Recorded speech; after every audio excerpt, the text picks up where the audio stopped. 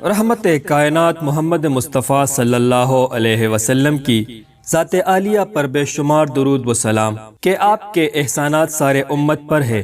آپ صلی اللہ علیہ وسلم کی محبت و اطاعت ایمان کا حصہ اور جزء دین ہے۔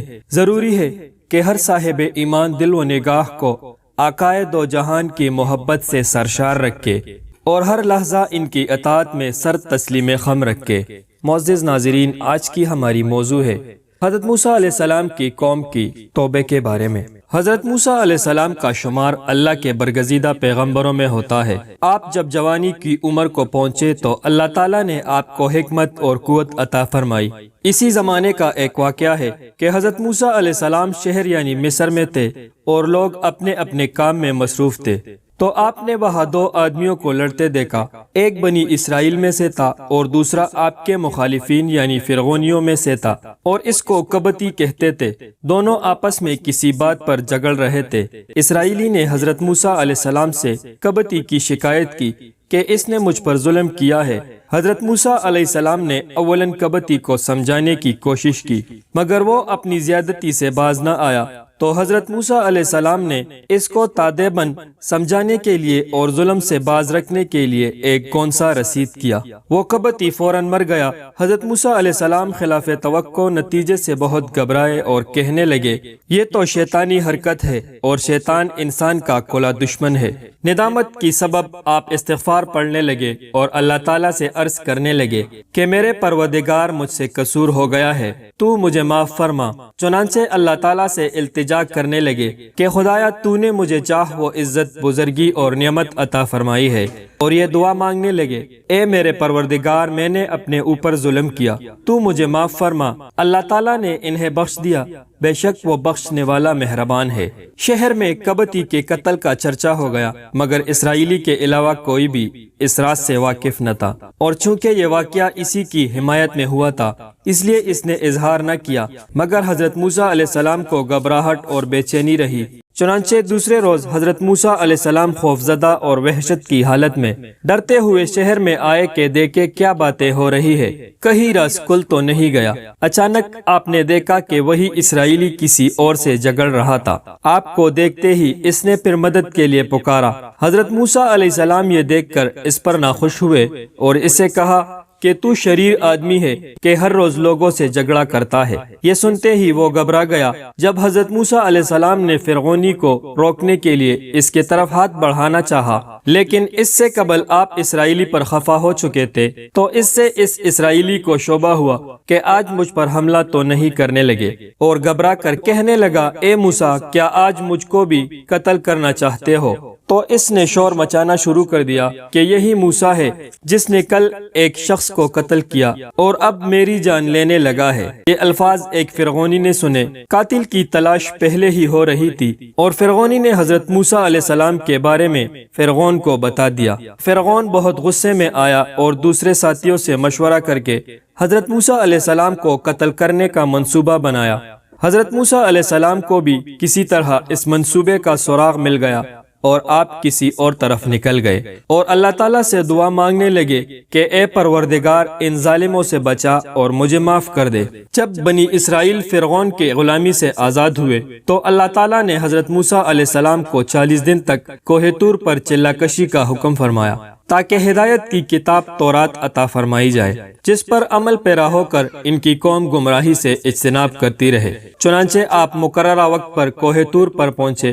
رب العالمین نے آپ سے کلام فرمایا تو آپ نے عرض کی، کہا، اے میرے رب، مجھے اپنا دیدار دکھا کہ میں تجھے دیکھوں۔ اللہ تعالیٰ نے فرمایا، تو مجھے ہرگز نہ دیکھ سکے گا، ہاں اس پہاڑ کی طرف دیکھ، یہ اگر اپنی جگہ پر ٹھہرا رہا تو عنقریب تو مجھے دیکھ لے گا۔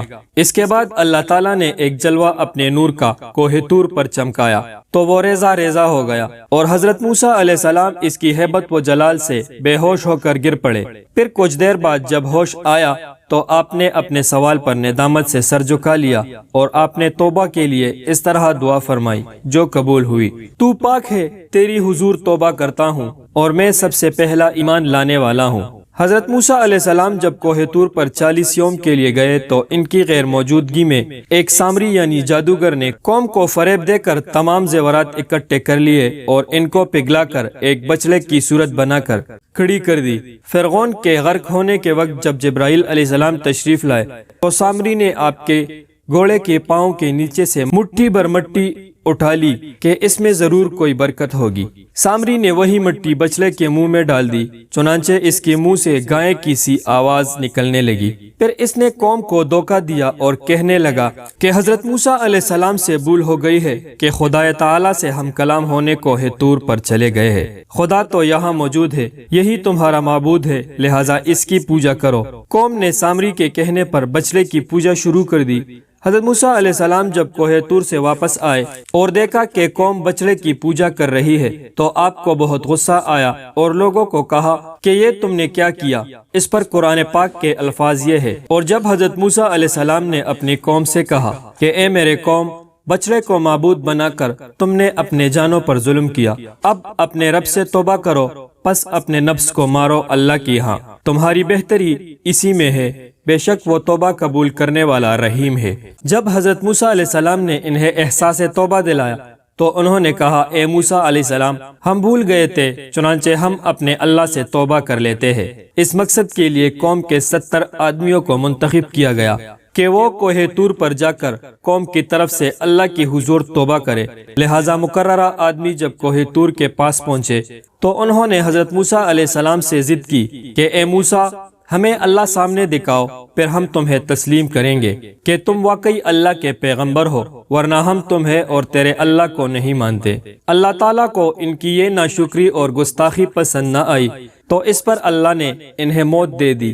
یہ دیکھ کر حضرت موسیٰ علیہ السلام نے اللہ کے حضور میں کہا کہ اب میں واپس قوم کو کیا منہ دکھاؤں گا؟ چنانچہ آپ نے اللہ کے حضور گریزاری کی تو اللہ نے دعا قبول کی اور پھر انہیں ایک ایک کر کے دوبارہ زندہ کیا۔ زندہ ہونے پر ان تمام نے اللہ کے حضور توبہ کی التجا کی۔ اللہ نے ان کی التجا قبول کی، مگر 40 سال کے لیے اس کو مسکنت میں ڈال دیا۔ اسی عرصے میں موسیٰ علیہ السلام کی دعا سے صحرا میں ابر کا سائبان رہا اور من و سلوہ کا نزول بھی رہا۔ اس کے بعد اللہ نے اس قوم کی توبہ قبول کی اور پھر انہیں غلبہ عطا کر کے دنیا میں جاہ مرتبت سے سرفراز کیا۔ معزز ناظرین، میں امید کرتا ہوں کہ آج کی ویڈیو آپ کو اچھی لگی ہوگی۔ اگر ویڈیو اچھی لگی ہے تو اسے لائک کیجئے، اور اگر آپ ہمارے چینل پر نئے ہیں تو ہمارے چینل عابدین وائس کو سبسکرائب کیجئے اور ساتھ میں موجود گھنٹی کے بٹن کو ضرور دبائیں تاکہ ہماری نئی ویڈیو کی اپڈیٹس آپ کو بر وقت ملتی رہے۔ مجھے دیجئے اجازت،